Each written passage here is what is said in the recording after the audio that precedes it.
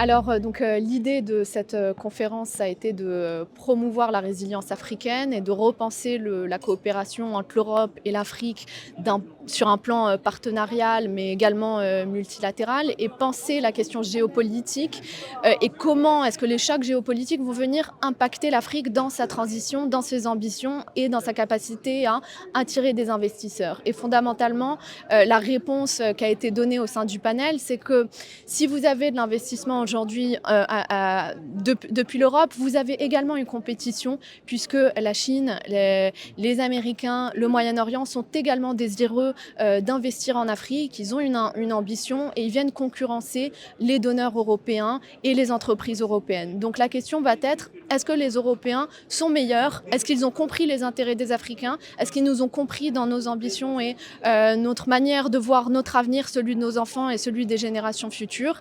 Et l'idée structurante qui a traversé le panel, c'était évidemment l'idée que l'infrastructure et l'investissement en infrastructure, que ce soit dans l'IA, dans le minier, dans la création de nouveaux ports, de ports-conteneurs, etc., doit être accompagné d'une infrastructure humaine et d'une intelligence humaine qui va permettre aux futures générations africaines de vraiment matérialiser et posséder de manière souveraine cette nouvelle transition et cette technologie, si on la veut véritablement sustainable et donc durable pour l'ensemble, pour ce partenariat Europe-Afrique. La fin de l'aide au développement, c'est une réalité et je pense que c'est une très bonne nouvelle pour le continent africain parce que c'est le moment ou jamais pour l'Afrique de mobiliser ses propres ressources et elle en a de façon considérable. Et c'est le moment ou jamais de changer de modèle, c'est-à-dire de passer d'un modèle d'aide à un modèle de partenariat. L'Afrique en a les moyens, l'Afrique en a la conviction. Donc je pense que c'est vraiment une très bonne nouvelle et il faut maintenant qu'on travaille sur ce changement de modèle. Je trouve que c'est un très beau sujet, transition résiliente, parce qu'on pourrait penser finalement qu'on ne peut pas à la fois faire des transitions et rester résilient. Donc il faut que ce soit une transition qui effectivement provoque la résilience.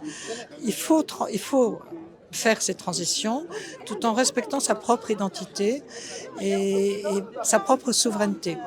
Donc c'est un vrai challenge, mais je suis convaincue que parce que c'est un challenge, c'est donc passionnant et que ça vaut la peine de le faire.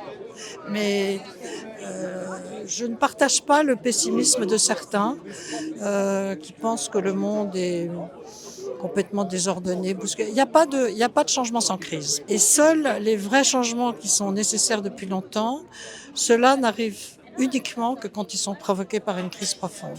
Sinon, on s'adapte, on arrange, on amende, on fait des changements marginaux. Mais les vrais changements profonds, il faut une crise.